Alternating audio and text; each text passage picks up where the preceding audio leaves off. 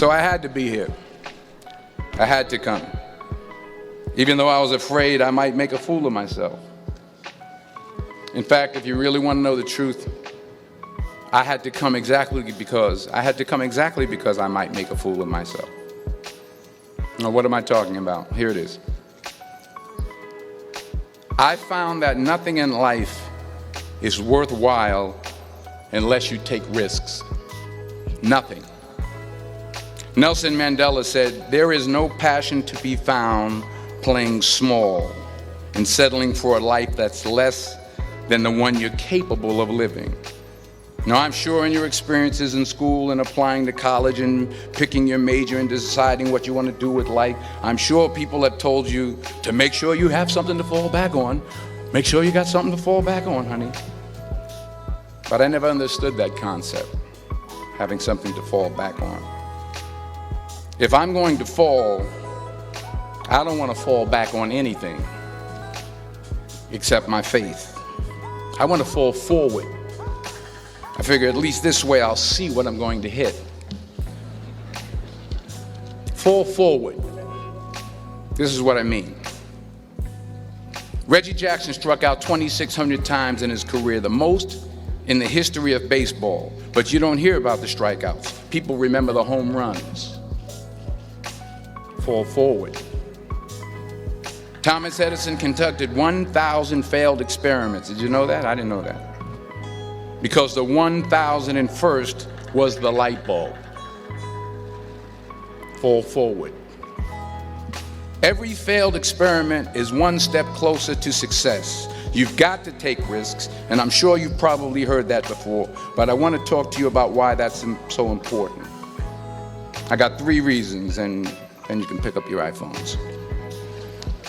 First, you will fail at some point in your life. Accept it. You will lose. You will embarrass yourself. You will suck at something. There's no doubt about it.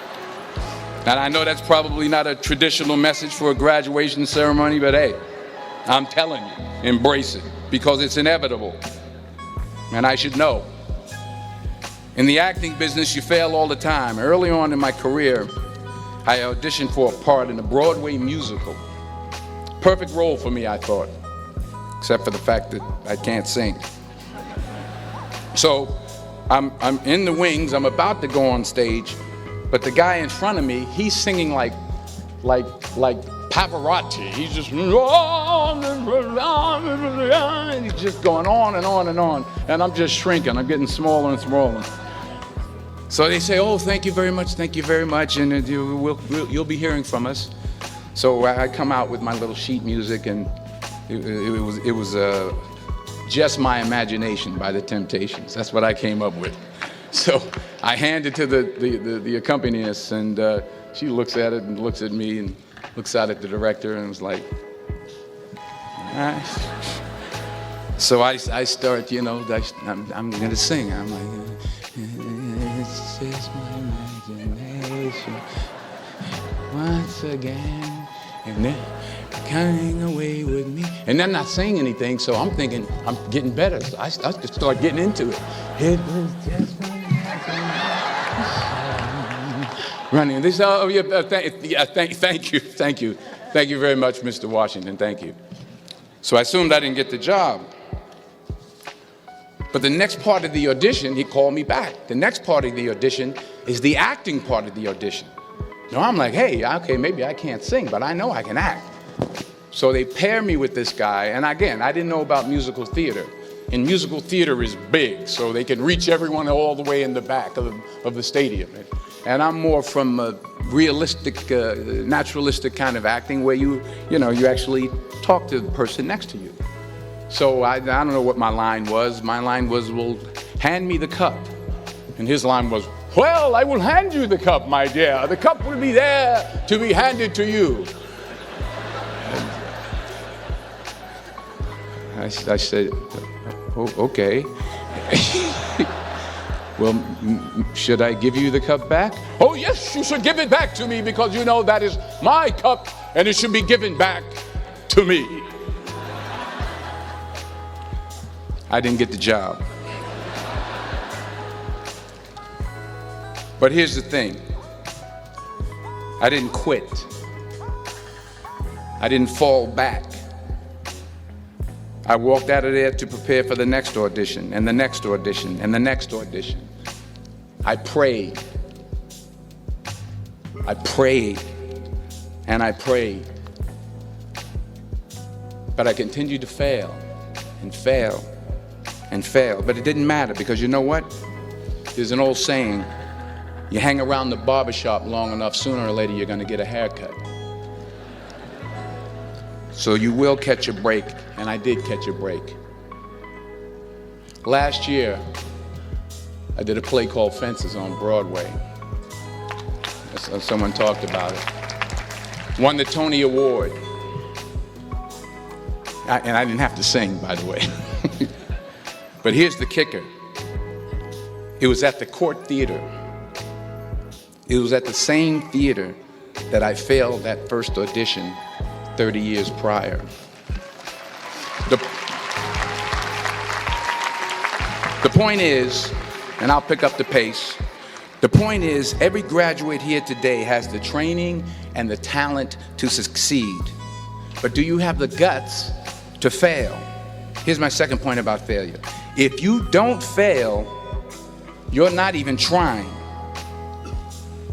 I'll say it again. If you don't fail, you're not even trying. My wife told me this great expression. To get something you never had, you have to do something you never did. Les Brown's a motivational speaker. He made an analogy about this. He says, imagine you're on your deathbed, and standing around your deathbed are the ghosts representing your unfulfilled potential. The ghost of the ideas you never acted on. The ghost of the talents you didn't use. And they're standing around your bed, angry, disappointed, and upset. They say, we came to you because you could have brought us to life, they say. And now we have to go to the grave together. So I ask you today, how many ghosts are going to be around your bed when your time comes? You've invested a lot in your education, and people have invested in you. And let me tell you, the world needs your talents, man, does it ever. I just got back from Africa like 2 days ago, so if I'm rambling on, it's because I'm jet lagged. I just got back from South Africa. It's a beautiful country, but there are places there with terrible poverty that need help. And Africa is just the tip of the iceberg. The Middle East needs your help. Japan needs your help. Alabama needs your help. Tennessee needs your help. Louisiana needs your help. Philadelphia needs your help. The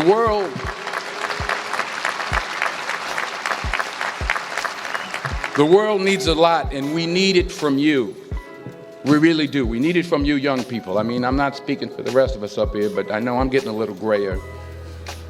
We need it from you, the young people, because remember this. So you got to get out there. You got to give it everything you got, whether it's your time, your talent, your prayers, or your treasures. Because remember this. You will never see a U-Haul behind a hearse.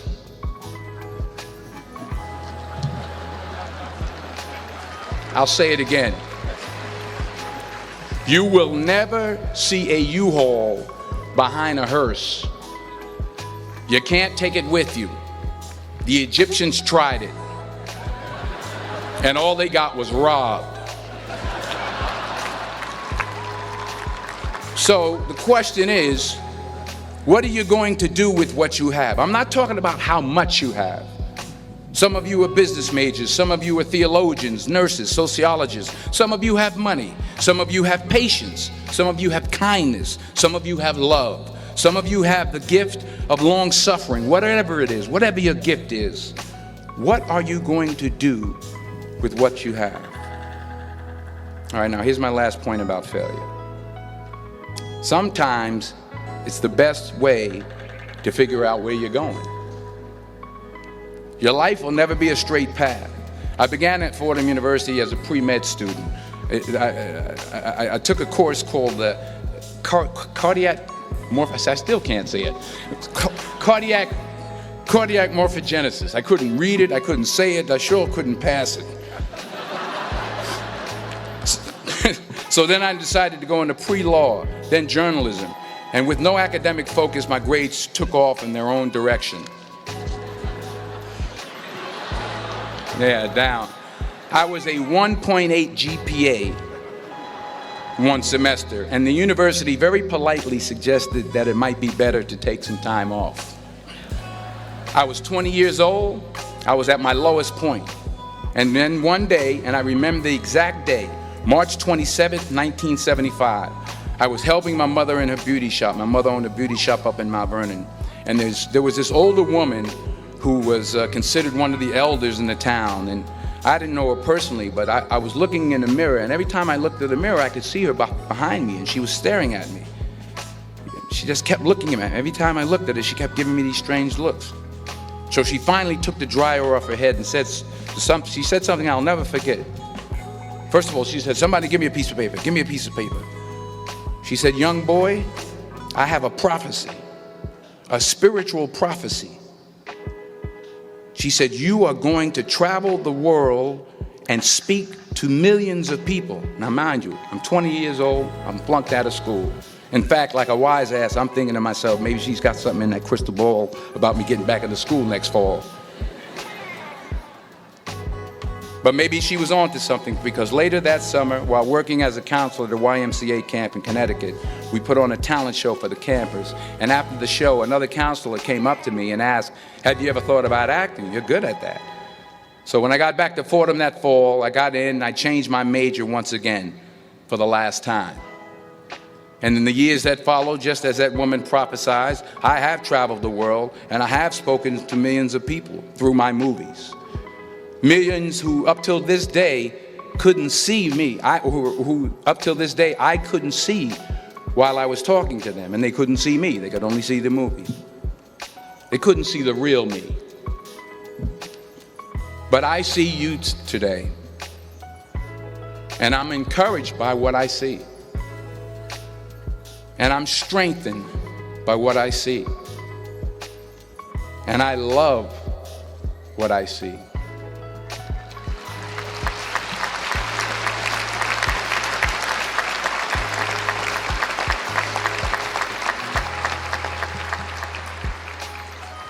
One more page, and I'll shut up. Let me conclude with this one final point, and actually the president kind of brought it up. It has to do with the movie Philadelphia. She stole my material. Many years ago, I did this movie called Philadelphia. We filmed some of the scenes right here on campus. Philadelphia came out in 1993. Most of you were probably still in diapers. Some of the professors too. But that cracked me up. But it was a good movie. Rent it on, Netflix. It's a good movie. Rent it. I get 23 cents every time you rent it. Please, rent it. True. Parents up there, rent it. Netflix, please. Tell your friends too. It's about a man played by Tom Hanks who's fired from his law firm because he has AIDS. He wants to sue the firm, but no one's willing to represent him until a homophobic ambulance chaser lawyer, played by yours truly, takes on the case. In a way, if you watch the movie, you'll see everything I'm talking about today. You'll see what I mean about taking risk or being willing to fail. Because taking risk is not just about going for a job. It's also about knowing what you know and what you don't know. It's about being open to people and to ideas. In the course of the film, the character I play begins to take small steps, small risks. He very, very, very slowly begins to overcome his fears. And I feel ultimately his heart becomes flooded with love. And I can't think of a better message as we send you off today. To not only take risks, but to be open to life, to accept new views, and to be open to new opinions. To be willing to speak at a commencement at one of the best universities in the country, even though you're scared stiff. While it may be frightening, it will also be rewarding. Because the chances you take, the people you meet, the people you love, the faith that you have, that's what's going to define you. So members of the class of 2011, this is your mission. When you leave the friendly confines of Philly, never be discouraged. Never hold back. Give everything you got. And when you fall throughout life, and maybe even tonight after a few many glasses of champagne, remember this: fall forward. Congratulations. I love you. God bless you. I respect you.